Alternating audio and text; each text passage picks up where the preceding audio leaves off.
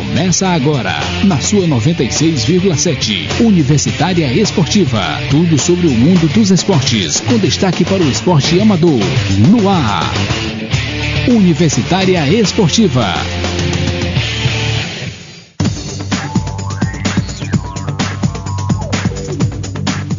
Bom dia, ouvintes! Começamos mais Universitária Esportiva. Hoje, 6 meses de programa. Ao meu lado, Neila do Rego Monteiro. E ao meu lado, Emanuele Madeira. E no boletim esportivo de hoje, o UFC, tudo que aconteceu na luta do Shogun versus o Vera. Também teve Lyoto Machida no card. No resto, o resumo do que aconteceu na Olimpíada nesse final de semana. Hoje já tivemos ouro para o Brasil. Arthur Zanetti nas argolas conquistou a segunda medalha de ouro para o Brasil. E no Bola na Rede vamos falar, claro, das rodadas do final de semana. Teve também a primeira rodada do Campeonato Argentino. Além disso, algumas das novidades do mundo do futebol e, claro, o Brasil nas semifinais das Olimpíadas. Então continue sintonizado que o Universitário Esportivo está no ar. Dia 18 de agosto, na Tenda Alternativa, duas maiores bandas de reggae do Piauí. Rega Planta, Coxá. A ilusão da cor é sempre vista. Rega Planta e Coxá. Sábado, dia 18 de agosto, Rega Planta e Coxá. na Tenda Alternativa. Participação: DJ André Lima e DJ Zezinho. Informações 9914-6495. Apoio FN Universitária. Universitária Esportiva. Boletim esportivo.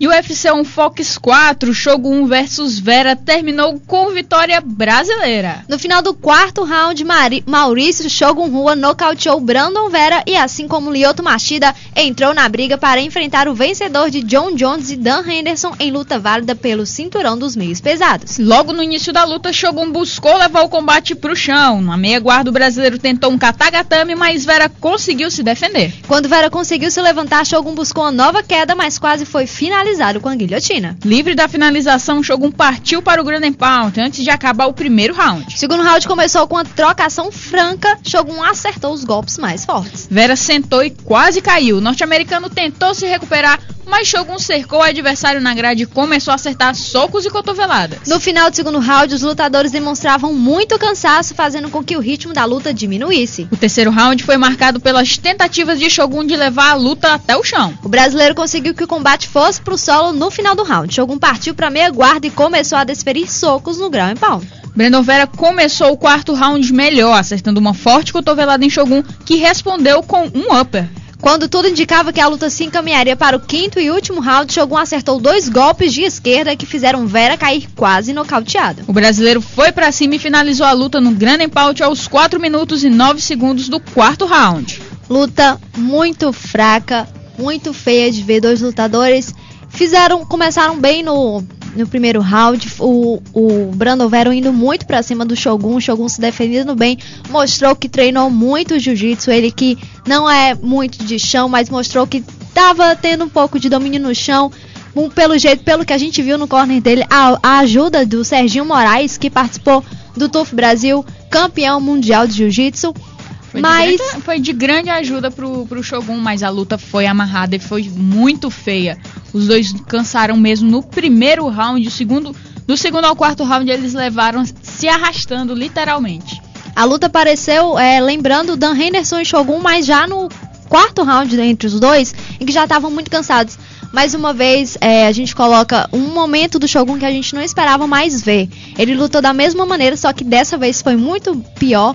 Ele lutou parecido contra o John Jones, ele mostrou um cansaço muito grande, uma falta de preparo. Depois da luta contra o Dan Henderson, a gente não esperava voltar a ver o Shogun lutar desse jeito.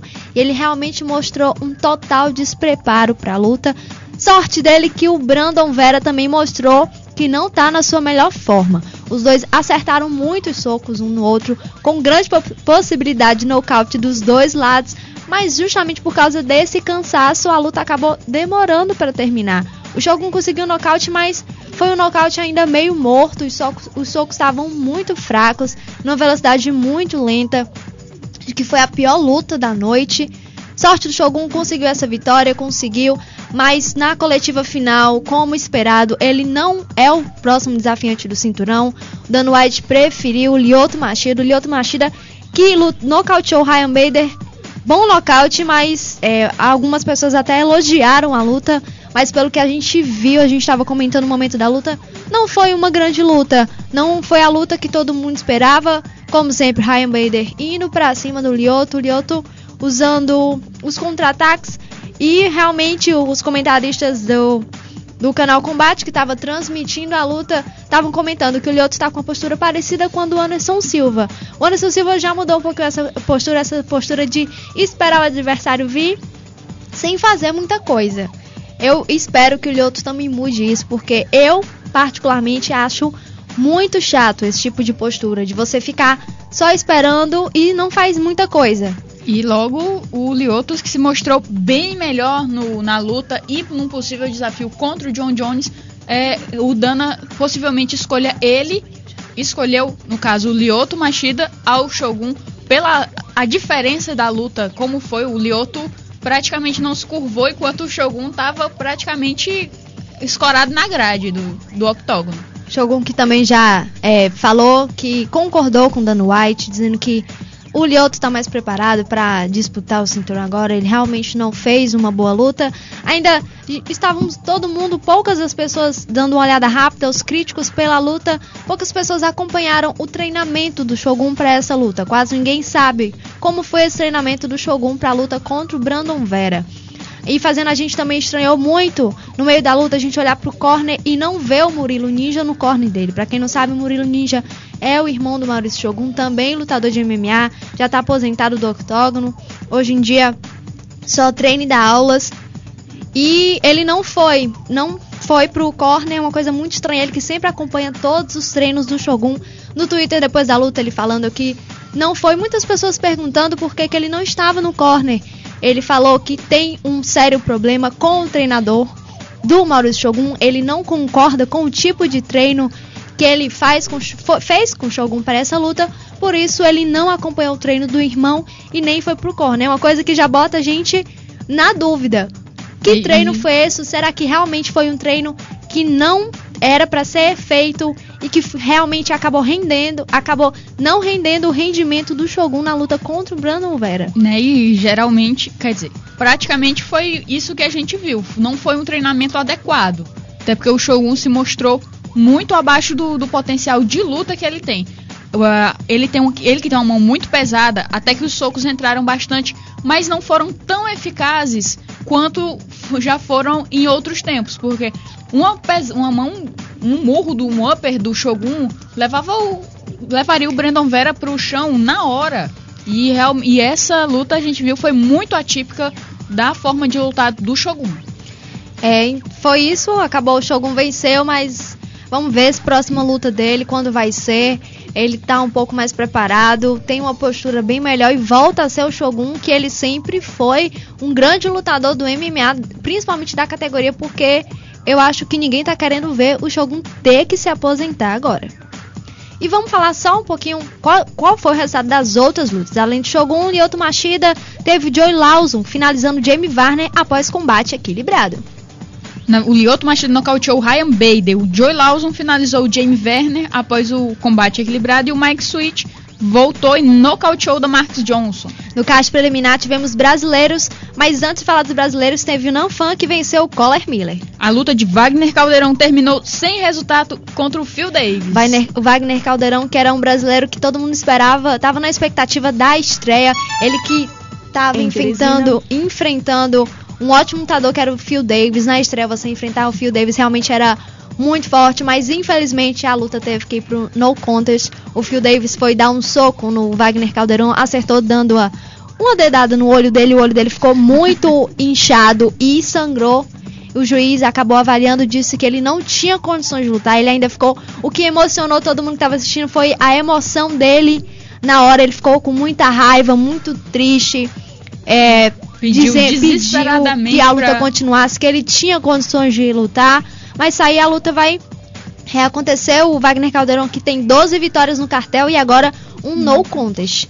E vamos seguir, teve também outro brasileiro que também fez uma boa estreia. O Riane Iarria conseguiu a primeira vitória do Brasil contra o Jos Gripsey. Aí teve o John Maraga estreando com nocaute contra o Ulisses Gomes, também brasileiro. E o Mani Gamburian venceu o Moshihiro Omigawa. Então foi isso no UFC. Foram essas lutas. Vamos esperar agora os brasileiros nos próximos confrontos. Lembrando que tem o UFC Rio que o card promete. Vamos atualizar rapidinho das Olimpíadas, porque tá tendo agora luta da Adriana Araújo nas quartas de final. Ela que tá lutando contra a Majuba Optil no boxe na categoria até 60 quilos. Tá valendo uma vaga para semifinal. A luta já tá chegando no minuto final do primeiro assalto. E no mais, a gente informa aqui para vocês o que tá acontecendo. E vamos seguir falando de Olimpíadas, porque a seleção brasileira feminina de handebol cumpriu o favoritismo na última rodada do Grupo A do torneio olímpico. Na manhã do sábado, a equipe nacional teve altos e baixos contra Angola, mas venceu por 29-26 no encerramento da primeira fase do torneio. Com o resultado, o Brasil fecha a etapa inicial com 4 vitórias e uma derrota, com 8 pontos, e fica na liderança do grupo. Mais uma vez, a ponta Alexandra Nascimento esteve entre as destaques da vitória brasileira. Com os 5 gols marcados no domingo, a atleta chegou a 32 no torneio, que vinha como artilheira até o início do dia. Também no domingo, a Croácia derrotou a Grã-Bretanha sem dificuldades por 37-14 e a Rússia e Montenegro, que também se classificaram em terceiro e quarto, respectivamente, ficaram em um empate por 25-25. Pelo grupo B, a Coreia do Sul também encerrou a primeira fase com resultado positivo. As asiáticas derrotaram a lanterna Suécia por 32-28 e finalizaram a campanha na chave com 3 vitórias, um empate e uma derrota, classificadas às quartas de final. E falando do handball, já saiu o adversário da seleção feminina nas oitavas, esse adversário muito complicado. Falando rapidinho, a gente já falou, no grupo A, classificado Brasil, Croácia, Rússia e Montenegro, fora Angola e Grã-Bretanha, como todo mundo esperava. No grupo B, França, Coreia, Espanha, Noruega, classificadas Dinamarca e Suécia de fora. E quem vai ser o adversário do Brasil amanhã, às 6 horas da manhã? As meninas vão enfrentar a Noruega. Só a Noruega. Que é a atual campeã mundial. A Noruega ficou em quarto, não fez a boa competição e perdeu para a França. Mas eu ainda esperava que as meninas enfrentassem a Espanha. Porque a Espanha, acho que contra a Espanha as meninas teriam mais gosto de fazer esse jogo, já que a Espanha foi a equipe que eliminou a seleção brasileira no Mundial do ano passado. Então acho que teria ainda esse gostinho de revanche no jogo. Contra a Noruega a gente fez 2 jogos, empate. Só que foram amistosos. A gente não pode, o clima em competição é totalmente diferente. Foram 2 empates, mas eu acho que Noruega não precisava ser agora. A Espanha tudo a gente perdeu, mas acho que a gente poderia conquistar um pouquinho mais. Pelo menos Coreia do Sul tá fora por enquanto, que eu acho que o pior de todos seria enfrentar a Coreia do Sul, um time que o Brasil ainda não enfrentou. E que se for para enfrentar, que seja na final. Nos outros jogos das oitavas tem Espanha e Croácia. É às 9h30 da manhã, eu acho que passa Espanha. Rússia e Coreia do Sul, às 13 horas da manhã. Muito Coreia difícil do a Coreia Sul, não passar. Com certeza. E França e Montenegro também. Montenegro não vai dar dificuldade para a França. França amanhã às 16h30. Então todo mundo torcendo 6 horas da manhã, todo mundo acordando cedo. Se não tiver, tem que trabalhar acordando cedo, ligando a TV e torcendo para as meninas do handball, para quem sabe elas conseguirem passar para a próxima fase. Um feito histórico na história do handball brasileiro. E quem sabe tentar conquistar pelo menos uma medalha de bronze pra gente. E aqui, atualizando rapidinho o que está acontecendo nesse exato momento nas Olimpíadas, a monstra da ginástica Gabrielle Douglas dos Estados Unidos acabou de se apresentar. Para quem ainda gosta de ginástica individual feminino, está acontecendo agora, nesse exato momento. As meninas estão se apresentando nas barras assimétricas. No boxe, a brasileira ganhou já o primeiro assalto por 4-2. Nós estamos chegando já no final do segundo assalto. A brasileira está vindo melhor, mas a marroquina conseguiu acertar alguns golpes e está fazendo a brasileira recuar na luta. Então, prestar muito atenção, porque ontem nós já tivemos... Daqui a pouco a gente vai falar... Agora a gente vai falar do que aconteceu no boxe nesse final de semana.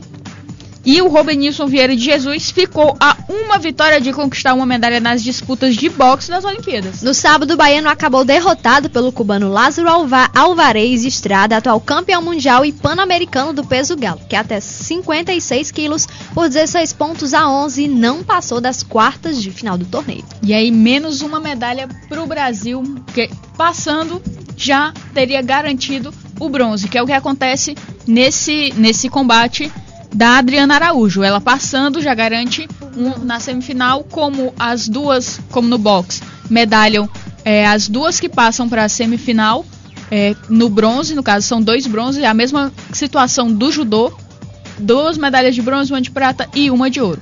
No segundo assalto saiu a pontuação, a brasileira segue na frente, ganhou por 3-2. 7-4 agora para Adriana Araújo. Vamos ver se ela vai conseguir essa classificação.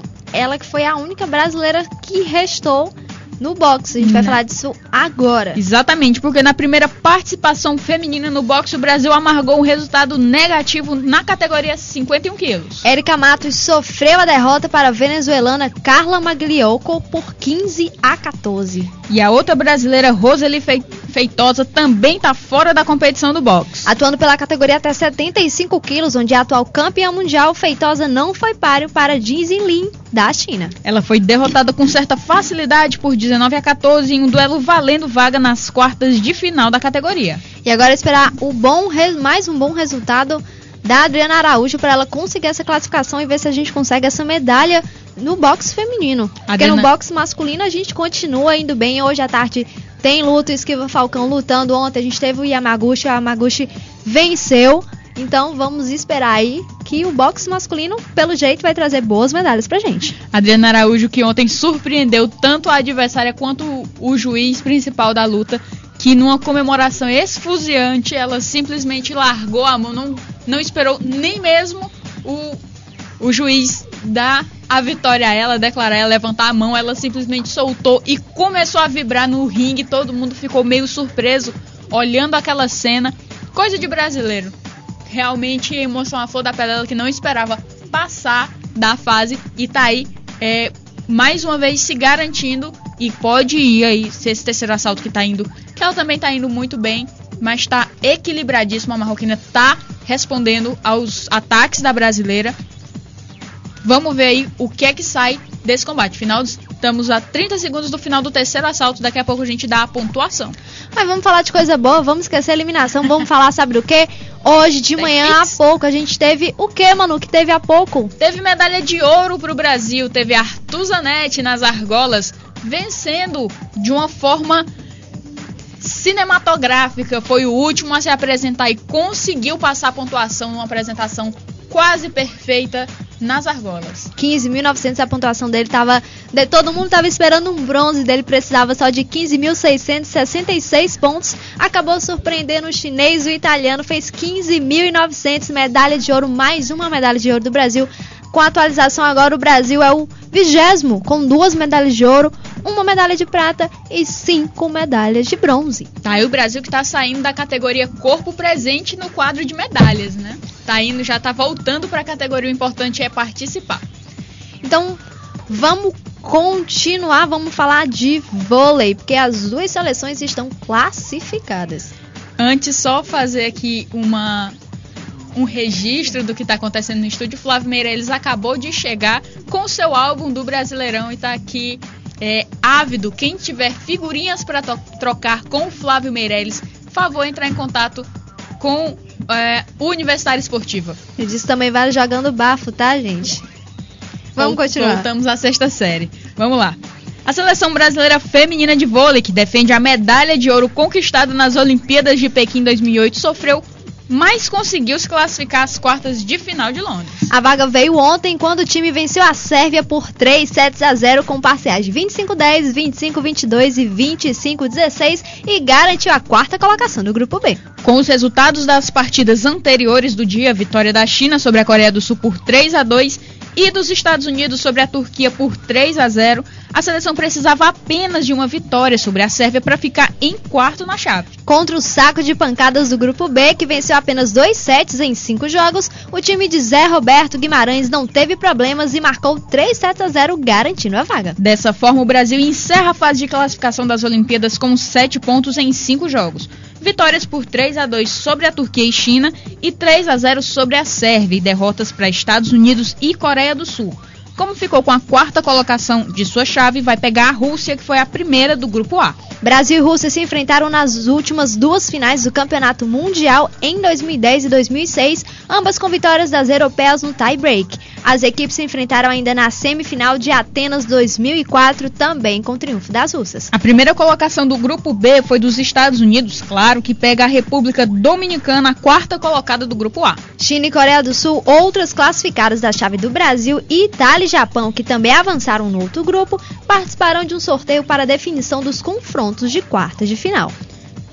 Foi ontem relativamente muito fácil. As meninas que no primeiro set colocaram uma vantagem de 15 pontos em cima das sérvias, e no segundo as meninas, as europeias, tentaram reagir, chegaram aí a fazer 19 pontos, mas também não foram páreo para a seleção brasileira, que se mostrou bem melhor nesse jogo, mas com certas ainda com um time não muito acertado. Flávio Meirelles, você quer começar a sua participação especial? Só queria dizer que ontem a seleção europeia que enfrentou a seleção brasileira não servia para nada, né? Muito mal em quadra. Boa participação, Flávio Meirelles. Ótima participação. Começamos a animar amanhã de vocês. Jogo que foi fácil para as meninas, mas não foi fácil para a seleção masculina de vôlei, que também enfrentou a Sérvia no sábado. Venceu por 3-2, mas que jogo desesperador. Todo mundo esperando uma boa classificação dos meninos e, por enquanto, o segundo colocado do grupo, atrás, claro, dos Estados Unidos. Hoje enfrenta a Alemanha, esperando essa vitória para poder continuar para ter essa boa classificação. Mas vamos sair da quadra, vamos para a areia, porque as brasileiras Juliana e Larissa já estão nas semifinais do torneio de vôlei de praia dos Jogos Olímpicos de Londres. Ontem a parceria nacional derrotou as alemãs Goller e Ludwig por 2-0, parciais de 21-10 e 21-19, e avançaram na chave. E entre as favoritas ao ouro nas Olimpíadas, Juliana e Larissa têm pela frente as norte-americanas Cassie Ross, que no domingo derrotaram as tchecas Slukova e Kolokova, algozes de Thalita e Maria Elisa. A dupla dos Estados Unidos venceu por 2-0, parciais de 25-23 e 21-18. Do outro lado da chave, as também norte-americanas, as monstras Walsh May, medalha de ouro em Atenas 2004 e Pequim 2008, venceram com tranquilidade Cicolari e Menaghetti da Itália e também estão na semifinal. A dupla dos Estados Unidos marcou 21-13 e 21-13 para avançar. As adversárias das bicampeãs olímpicas são as chinesas Shu Zhang, que passaram pelas irmãs austríacas Stephanie e Doris Schweiger, com 21-18 e 21-11. Jogo complicado, pouco complicadinho para Juliana e a Larissa. A Thalita e a Maria Elisa também enfrentaram a Sara e a Laura. As alemãs, na fase de grupos, também tiveram um pouquinho de dificuldade na hora de jogar com elas, mas eu acho que as alemãs ainda estão no nível um pouquinho abaixo. Elas, nos 2 jogos contra as duplas brasileiras, elas erraram muitos saques, erraram muitas defesas. Então, boa atuação da Juliana e Larissa, que continuam 100% nas Olimpíadas, não perderam um set, isso mesmo, todos os jogos 2-0 para elas. Vamos ver aí, parece que o ouro tá pertinho. E falar em medalha, a Adriana Araújo acabou o combate dela agora, ela venceu a marroquina por 16-12 e nós no boxe, e nós já estamos com a medalha de bronze garantidas. Ela que vai agora esperar o cruzamento das chaves para ver quem ela enfrenta na semifinal.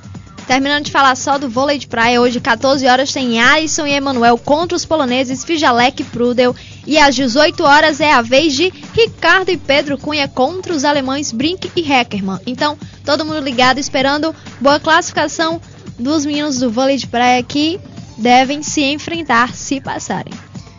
E vamos falar de atletismo, porque ontem foi o dia do atletismo nas Olimpíadas. O sul-africano Oscar Pistorius, atleta que utiliza próteses no lugar das suas pernas, não conseguiu se classificar à final dos 400 metros rasos dos Jogos Olímpicos. Ele ficou na 8ª e última colocação da segunda bateria da semifinal da prova, com um tempo de 46 segundos e 54 centésimos, mas arrancou aplausos do público e de seus rivais. Primeiro atleta biamputado a participar das Olimpíadas, Pistorius foi abordado após a prova por Kirani James, que venceu a sua bateria. Adaptando um gesto comum entre jogadores de futebol que trocam camisas após os jogos, o atleta caribenho pediu o número de identificação do sul-africano e deu o seu a ele.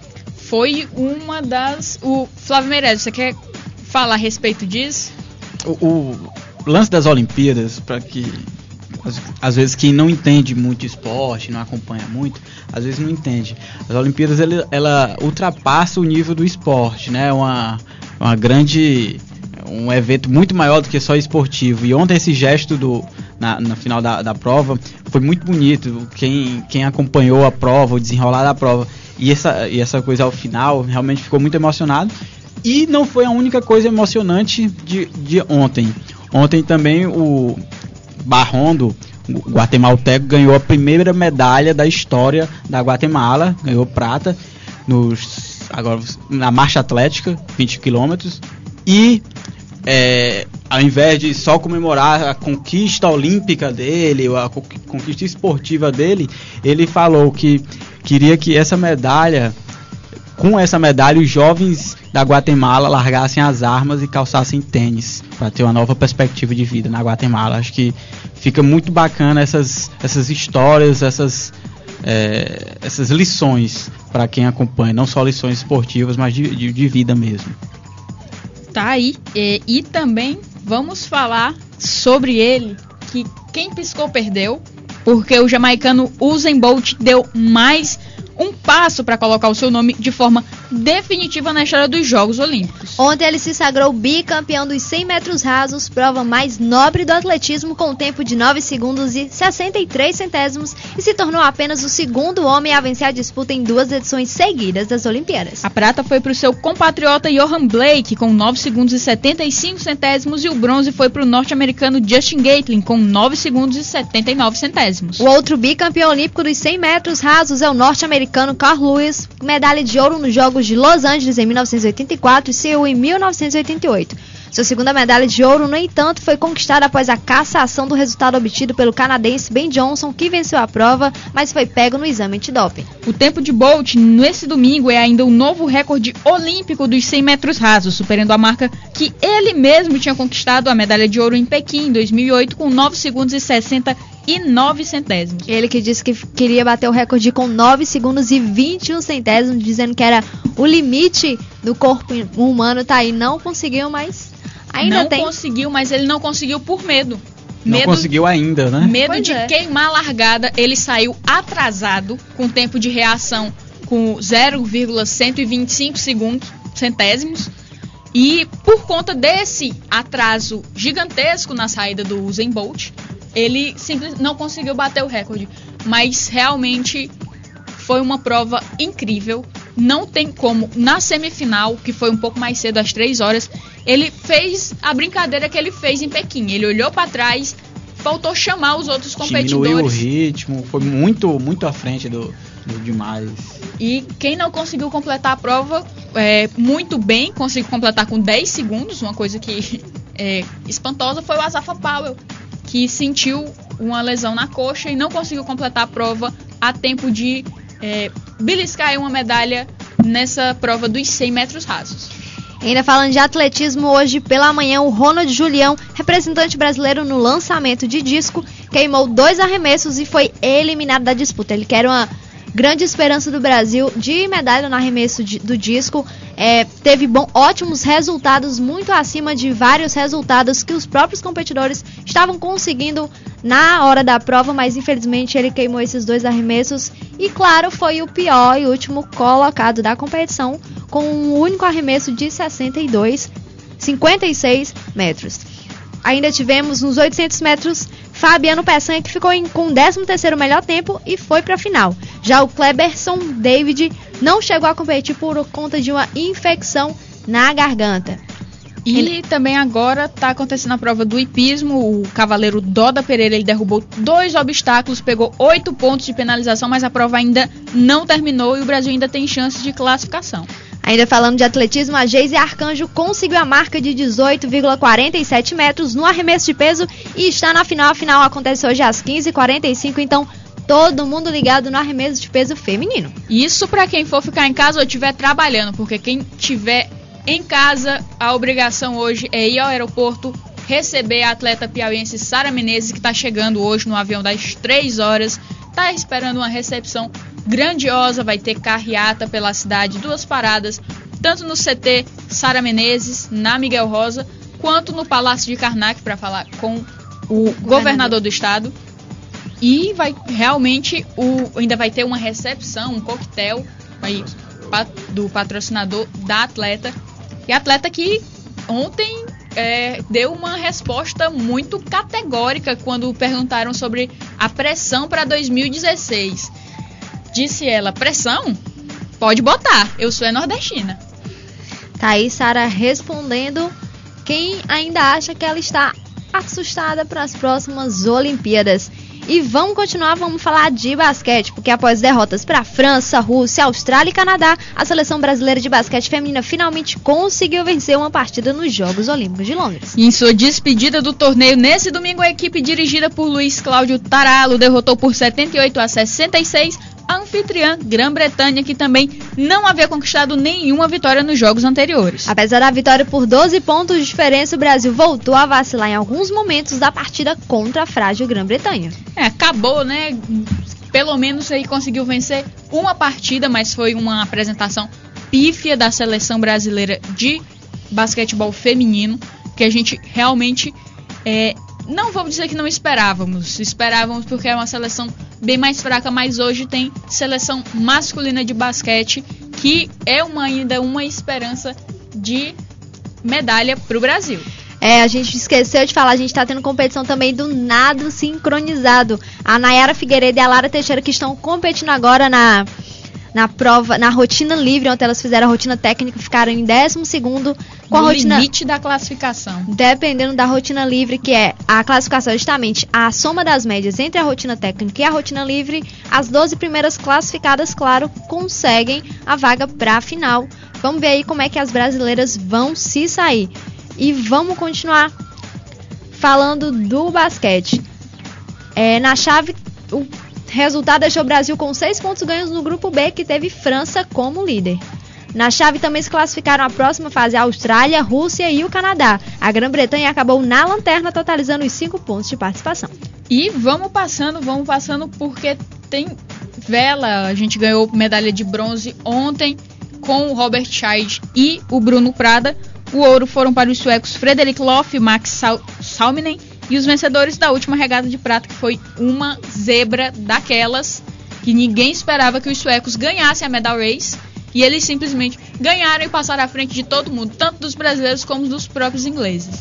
Os brasileiros que não fizeram uma boa prova acabaram batendo na regata alemã, com um ritmo muito lento. Ficaram em 8º, foram caindo. E infelizmente foi a medalha de bronze. E a situação parece que vai ficar mais complicada ainda para a vela nos Jogos Olímpicos do Rio de Janeiro. Exatamente. Porque querem tirar a classe Star das competições olímpicas. Ou seja, a única classe que o Brasil sempre teve reais chances de medalha, o Brasil parece que não vai ter mais. Ou seja, vai ficar meio complicado, tá difícil conseguir mais ouro na vela. Vamos continuar falando.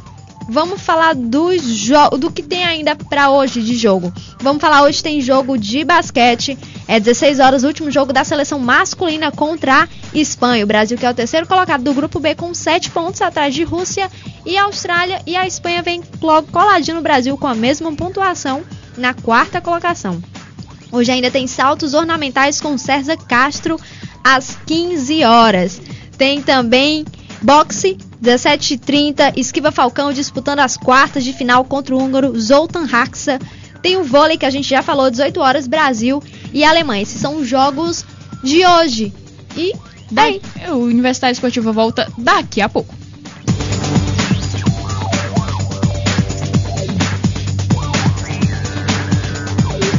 Vem aí o maior espetáculo Beatle do mundo.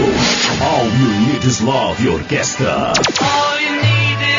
Dia 10 de agosto, a partir das 22 horas na ABB de Teresina. All You Need Is Love. All You Need Is Love Orquestra. Apoio FM Universitária 96,7 Universitária Esportiva. Bola na rede.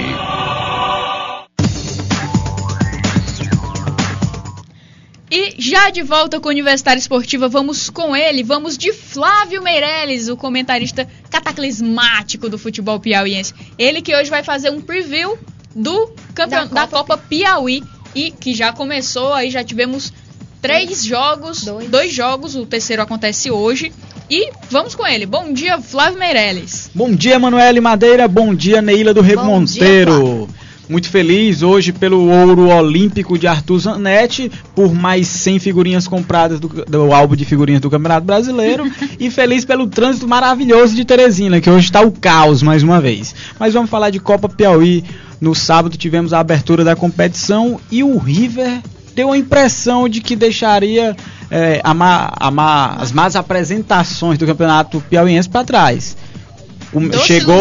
Chegou a estar vencendo o Comercial por 2-0, Comercial muito enfraquecido aí pela saída de alguns jogadores, mas no segundo tempo aconteceu o que vinha acontecendo no segundo tempo das partidas no Campeonato Piauiense.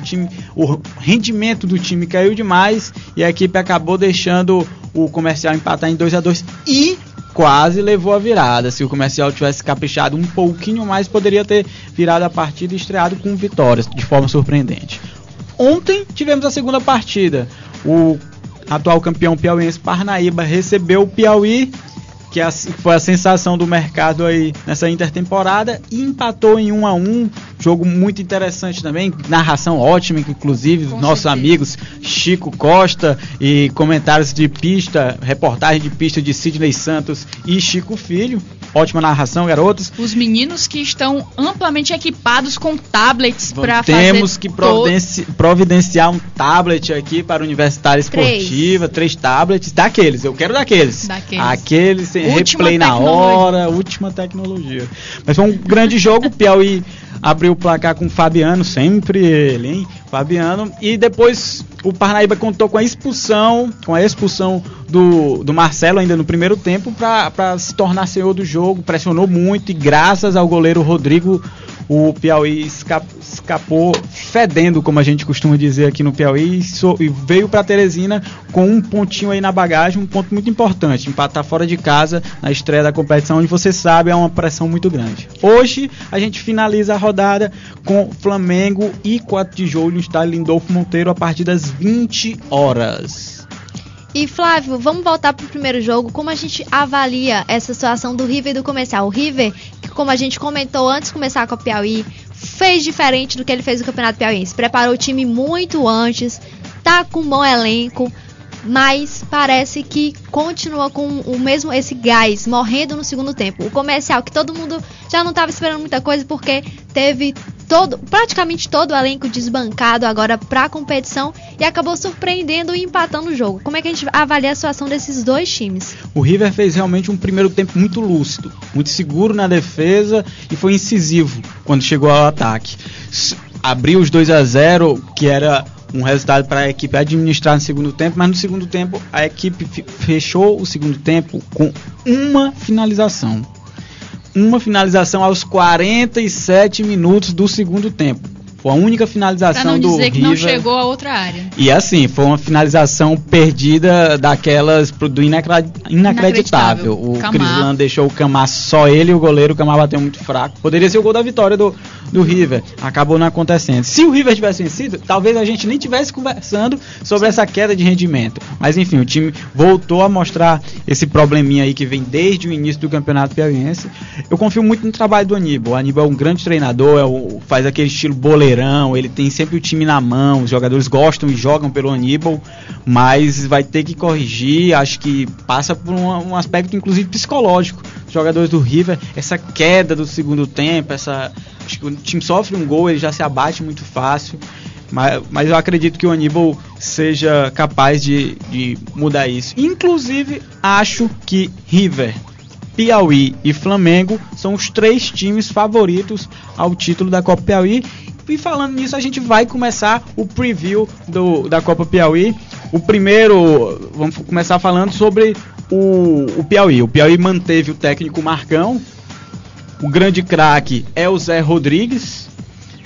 Tem um jogador que já foi muito bem no Campeonato Piauiense, que pode surpreender novamente na Copa Piauí, que é o Fabiano, que ontem fez gol. A perspectiva do time na competição é exatamente a briga pelo título. E tem como time base o Rodrigo no gol, já foi destaque, o Barata, Marcelo, Thiago Campelo, João Gabriel, Diego, Jonas, Ernesto Júnior e Darley, Fabiano e Zé Rodrigues. Teve apenas uma saída importante no time do Piauí, que foi o Portela, lateral direito. O Boiadeiro chegou a ser especulada a saída dele, mas ele fechou, assinou o contrato, joga até o fim da competição. Em contrapartida, só uma saída importante foi o Portela, mas ótimos reforços chegaram. Pra gente citar 3, o Barata, lateral direito, grande contratação, o Jonas, volante, grande contratação, e o Zé Rodrigues, grande contratação, artilheiro do Campeonato Piauiense. Agora o Marcão vai ter aí que encaixar as luxuosas contratações do Piauí nesse novo time. O Marcão também, que foi uma importante peça tanto no segundo turno do Piauí, como vai ser agora na Copa Piauí para essa conquista. Exatamente. O que a gente pode tirar disso? Que o mercado do Piauí, o mercado de contratações aí foi muito bom, teve um saldo positivo. E agora vamos ver, sem muitas opções, o Marcão fez o time jogar muito bem no segundo turno do Campeonato Piauiense. Agora vamos ver como é que ele vai administrar vestiário, administrar elenco, para ver se ele vai administrar bem as vaidades dos jogadores, porque tem muito jogador na reserva do Piauí que seria titular em muitos times aqui que estão disputando a Copa Piauí. O segundo time mais forte, mais bem estruturado para a disputa da Copa Piauí, ao meu ver, é o Flamengo, que manteve a base, perdeu aí alguns jogadores, manteve o Oliveira Canindé como técnico, tem como grande craque hoje, o Flamengo não é um time de craque, daquele cara que desequilibra, porque tinha o Luiz Henrique, que era um jogador que fazia isso, mas tem um cara que tem uma liderança muito grande e que dita o ritmo do time, que é o Célio, volante, que inclusive deve desfalcar, aliás, com certeza desfalca a equipe hoje, foi expulso na final do Campeonato Piauiense, está suspenso, não joga na estreia do time na Copa Piauí. Tem um jogador que pode surpreender, o Flavinho, ele atuava muito como um coadjuvante no time que tinha o Ítalo na frente e o Luiz Henrique atentando pelas laterais do campo, e o Flavinho agora ele vai ter que ter mais responsabilidade nesse time. Então, o Flavinho que sempre entrou muito bem no time do Flamengo, quando era passada a responsabilidade a ele estava correspondendo muito bem, principalmente ali fazendo uma ligação com o Célio, levando o time pra frente. Exatamente, caiu um pouquinho quando muito se esperava dele, que foi nas finais, ele ficou um pouco apagado, mas é um jogador que tem qualidade e que pode aí surpreender. Perspectiva, como eu falei, é de briga pelo título do Flamengo, e tem um time base muito parecido com aquele que disputou o Campeonato Piauiense, com o Robson no gol. Tem novidade aí para lateral direita, saiu o Bruno Paraíba, chegou o Marcos Vinícius e o Jorginho, mas a tendência é que o Marcos Vinícius seja titular. A zaga com o Marcelão e o Wildinho muito boa, e a lateral esquerda, outra novidade, o Cleiton Cearense. Para o meio de campo nós teremos o Célio quando se recuperar e quando puder jogar, o Bruno Potiguar, que fez um bom campeonato piauiense, o Zusa, que fez outro bom campeonato piauiense, e o Flavinho, que a gente disse que pode ser um jogador aí muito importante para a competição. No ataque, um ataque completamente novo, um ataque titular novo. Saíram Luiz Henrique e Ítalo, agora o Ranielson foi efetivado como titular, e tem aí um reforço, que foi o Jefferson Maranhense, um dos 138 milhões de Jefferson Maranhenses do futebol brasileiro. Incrível, tem mais do que Jefferson Maranhense tem pelo menos uns 550 mil no futebol brasileiro. Como a gente disse, teve 4 saídas importantes, que foi o Bruno Paraíba, lateral direito, Jorginho Paulista, lateral esquerdo, o Luiz Henrique e o Ítalo, atacantes. E chegaram o Jorginho para lateral direita, o Cleiton Cearense para lateral esquerda e o Jefferson Maranhense para o ataque. Daí a gente tira um saldo aí, o saldo ficou um pouquinho negativo aí pro Flamengo, porque não trouxe, a menos que o Jefferson Maranhense chegue com gás, com muito gás, para ele substituir à altura o nosso querido Luiz Henrique. fazendo uma avaliação desses times, principalmente dos times da capital, que no Campeonato Piauiense não se esperava muita coisa, os times não estavam com tão bom rendimento, nem River, nem Piauí, nem Flamengo, e agora parece que na Copa Piauí esses times, como você já falou, Flávio, vão surpreender um pouquinho, vão mostrar um pouquinho mais de gás na competição. Flávio que apostou nos 3 da capital, não colocou ninguém aí do interior, e olha, cuidado com os times do interior. Mas eu vou explicar tudo. Antes da gente falar sobre o time do interior, a gente dá uma pincelada aqui sobre o River, que manteve o Aníbal Lemos, ponto positivo para a diretoria. Tem como craque aí o Péricles, que foi o grande jogador da equipe no Campeonato Piauiense. Tem um jogador que pode surpreender e que já jogou bem no estadual, que é o Crislan, e a perspectiva é de brigar pelo título, justamente porque o Aníbal ele consegue fazer muito bem essa questão de montar times, né? Perspectiva de brigar pelo título, e que teve contratações. Por quê? Porque teve contratações muito boas. Foram muitas e muito boas. 3 em especial. O Robinho, excelente goleiro, incontestável. O Totti, lateral direito, já brilhou com a camisa do Flamengo, muito bom lateral direito também. E o Jó, que não estreou sábado contra o Comercial, mas é importante peça para essa defesa aí, deve fazer uma dupla de zaga com o Renan ali e dar muita experiência e qualidade ao setor defensivo.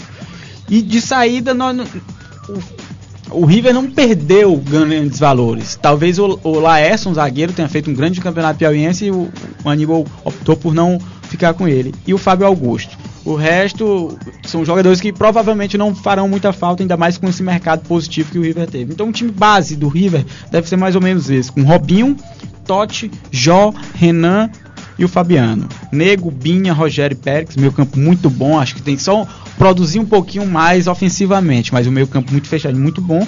E o ataque com o Cristiano Jesus e o Crislan. O time aí pode sim surpreender na competição. E quem chega ao 4º posto aí de ainda brigar pelo título, mas já meio correndo por fora, é o Parnaíba, que foi campeão piauiense, superou aí todos, tá aí se preparando para o ano do seu centenário e manteve o Paulo Moroni como treinador. Tem como craque, claro, vocês sabem, foi o grande craque do campeonato piauiense, o Fabinho, meio atacante, habilidoso, raçudo, com faro de gol, que ontem inclusive marcou o gol de empate contra o Piauí. Tem um jogador que pode surpreender, o Tony foi contratado junto ao Comercial, entrou no jogo de ontem, foi muito bem, deu uma canseira na defesa do Piauí e pode sim, inclusive, começou no banco de reservas, mas pode ganhar uma vaga de titular nessa equipe. O time teve desfalques importantes, as saídas do Rodrigues, goleiro, do Erivaldo, zagueiro, que foi um grande campeonato piauiense, e do Cleito Cearense, lateral esquerdo, e somente 2 contratações, o Eridon, que já foi tricampeão piauiense pelo próprio Parnaíba, e o Tony, atacante, que a gente citou. Tem como time base aí o Ribamar no gol, uma zaga com 3 jogadores, né, que é o esquema que o Moroni gosta de jogar, com Eridon, Marcos Gasolina e Alessandro. No meio de campo com 5 jogadores, com Gilmar Bahia fazendo às vezes de lateral direito, Totônio Luciano, William Costa e Nezinho. E o ataque ontem foi Fabinho e Puxinha, mas eu acredito que ao longo do campeonato deva ser o Fabinho e o Tony. Marcos Gasolina, que ontem também foi um nome bem badalado na partida, né, Flávio Meirelles? O time do Parnaíba, apesar de ter perdido algumas peças, manteve peças que foram bem na competição. O fato de ter mantido o Fabinho, o Gasolina também foi um grande campeonato, o setor defensivo foi um grande campeonato. Dá para esperar mesmo, embora não com a mesma força do campeonato piauiense, mas dá para esperar alguma coisa desse Parnaíba.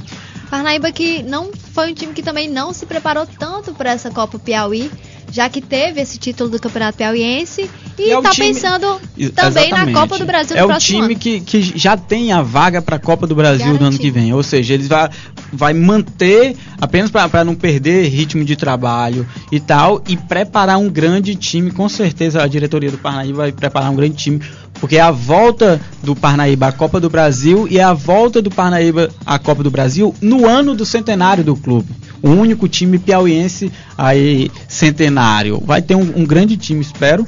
E que para essa Copa Piauí é melhor do que Comercial e 4 de Julho. 4 de Julho, aliás, Comercial e 4 de Julho, aliás, foram os 2 times que mudaram o treinador aí para a Copa Piauí. 4 de Julho será comandado pelo Lira. Engraçado, vão ser 2 treinadores no 4 de Julho. Vai ser o Lira, ex-jogador do próprio clube, jogou também no River, jogou em metade dos clubes piauienses.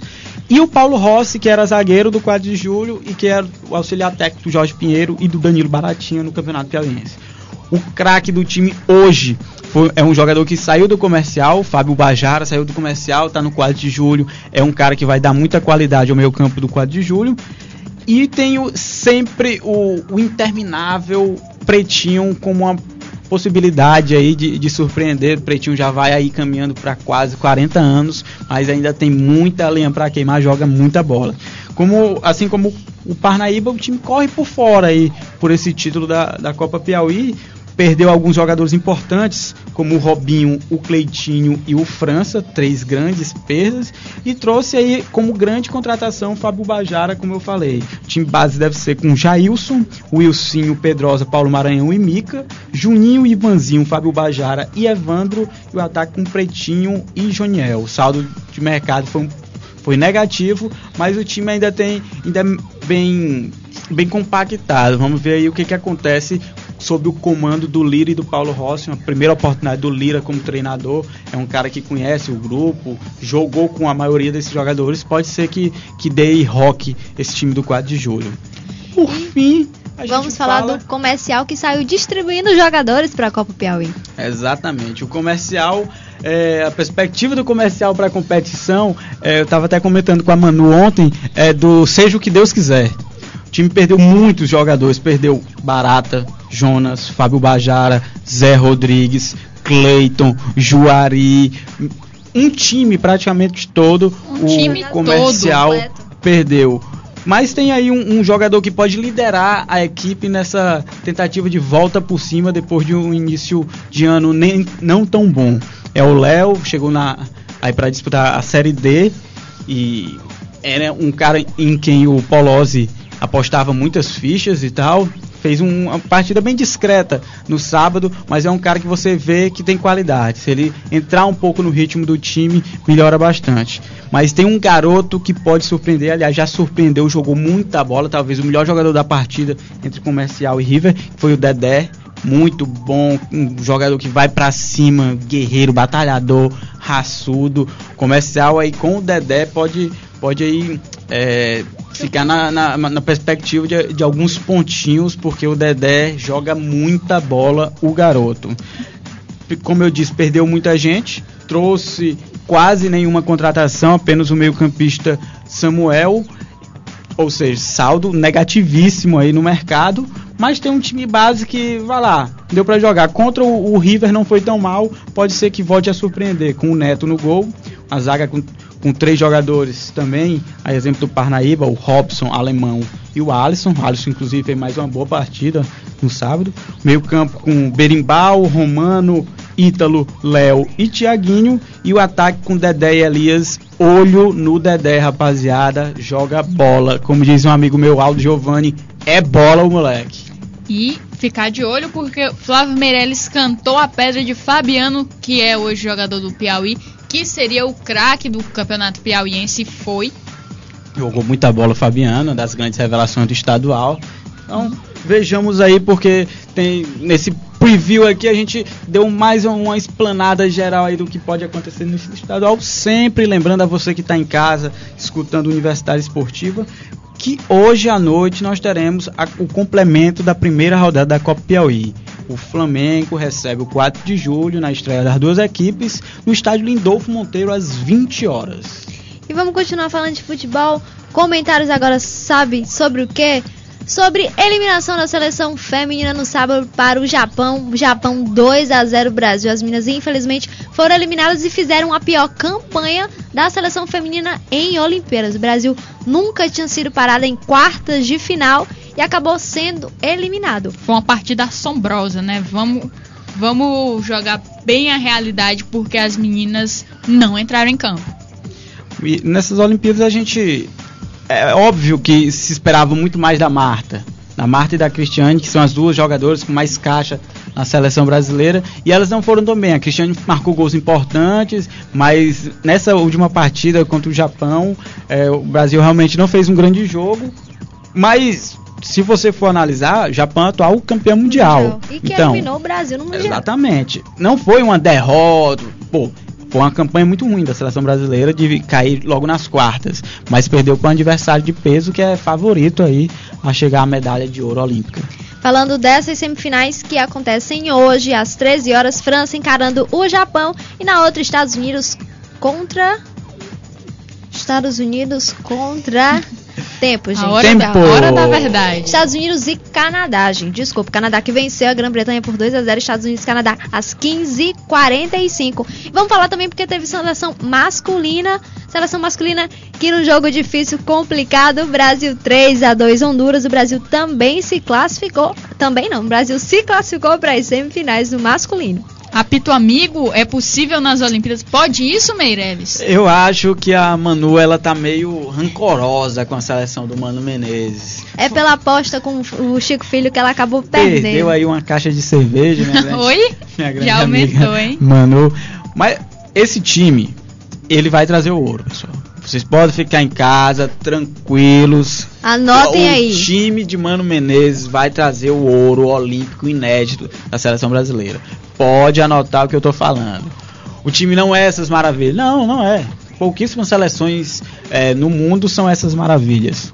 Tem a Espanha, mas o time sub-23 deu vexame nas Olimpíadas. Tem a Alemanha caiu no meio do caminho na Eurocopa. Ou seja, é um time que aos poucos ele tá dando uma liga.